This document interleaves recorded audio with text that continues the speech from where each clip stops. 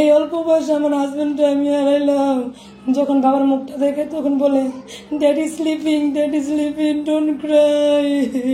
আমাদের সংসার তো সুন্দর ছিল, একটা ছেলে একটা মেয়ে, আমরা কত ভালো সুখে ছিলাম। আমাদের ছায়া শুধু আমার এই হাজবেন্ডটাই ছিল, আর কেউ না। আমার হাজবেন্ড হারাইতাম না, আমার ছেলে মেয়েরা তার বাবার এত অকালে হারাইতো না। ওরা বাবার মন মতো কে কোনো বোঝে না, শুধু বলে বাবা বাবা কোথায় গেছে, বাবা আসে না কেন, বাবা আসে না কেন। আমি তো জানি সে কাজে গেছে ঢাকা, এই জন্য আমি আর কিছু জিজ্ঞেস করি নাই। সে তো প্রতিদিনই কাজে যায়, সেদিন আমি কোনো জিজ্ঞেস করি নাই। আমার হাজব্যান্ড আমাকে কিছু বলে নেই। 10টা বাজে, সকাল 10টা বাজে বের হয়েছে, আর 12টা বাজে শুনি আমার বোন আমার ফোন দিছে, বলতেছে যে ভাইয়া কোথায় তুমি জানো? আমি বলছি না, কেন? উনি তো কাজে গেছে। বলে কাজে গেছে তো ফোন তো ভাইয়া ধরতেছে। আমি বলি কি ফোন দিছে? আমি বলি কি না, এখন আমার ফোন দেয় নাই। বলে কি একজন অফিসার, মানে পুলিশ অফিসার ফোন দিয়ে বলতেছে যে ভাইয়া নাকি অ্যাক্সিডেন্ট করছে ফারুককে। এখন বলি ঢাকা শহর দিয়ে উনি ভর্তি আছে।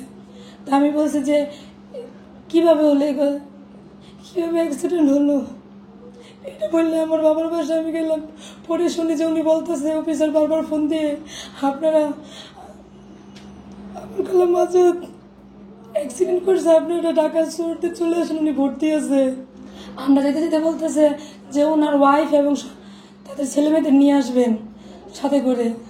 আপনার সাথে সাথে তাড়াতাড়ি নারায়ণগঞ্জ থেকে সেই শহরে গেছি।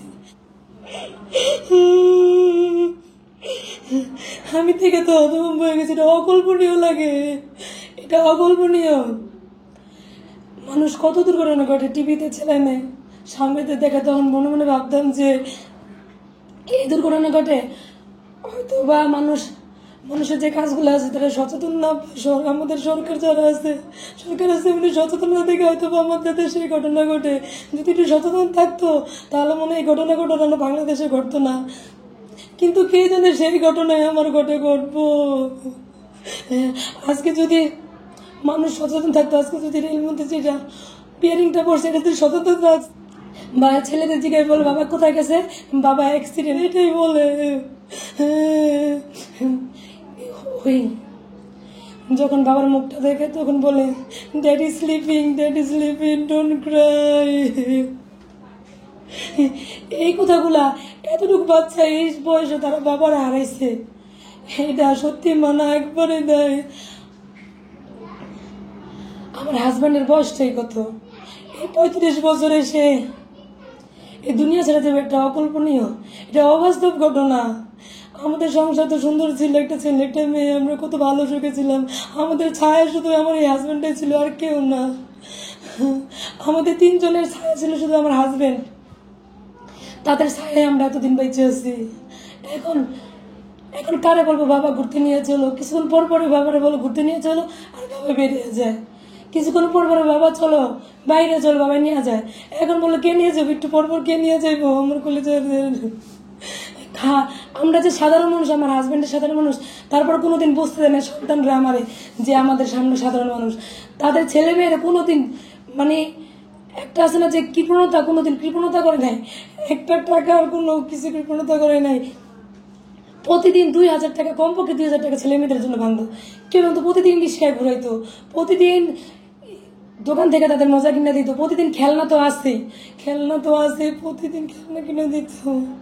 এখন সেই খেলনা, সেই গোড়া সবই তো শেষ হয়ে গেল। এই অল্প বয়সে আমার হাজবেন্ডটা আমি হারাইলাম, এটা একদম অল্প কল্পনীয়।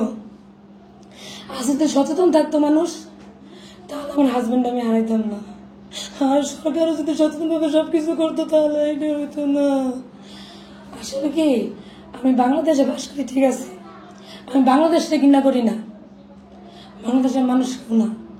তারা যদি একটু সচেতন থাকে, আচ্ছা যে দুর্ঘটনা ঘটে যদি একটু সচেতন করে তারা সবকিছু ঠিক করতো, তাহলে আমাদের দেশটা এমন থাকতো না, আমাদের দেশটা উন্নত হইতো।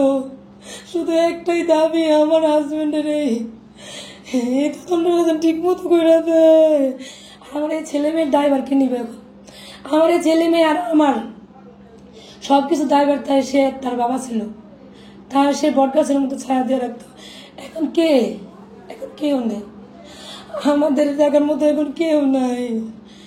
2 দিন আগেও বলছিল মেয়ের একটু চোখে সমস্যা হয়েছে জন্ম থেকে, বলছিল যে আমার মেয়ের পাসপোর্ট করে আমার মায়ের বিদেশে নিয়ে চিকিৎসা করামো। এটা বললেই উনি গেছে।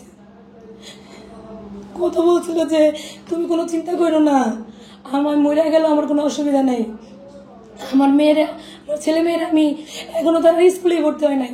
তার ইচ্ছা ছিল বড় মাদ্রাসায় পড়বো। তার ইচ্ছা ছিল বসে যে কোনো আমার ইচ্ছা থেকে কোনোদিন অভাব হইব না। বিদেশে আমি এমন কাট করে দিব যে ছেলে মেয়ে একসাথে যাওয়া করতে পারে, তাদের লাইফ সেটেল যেন ভালো হয়। সবসময় শুধু এই কথাই বলতো যে ওদের কোনো অভাব হইব না, শুধু এই কথাই বলতো।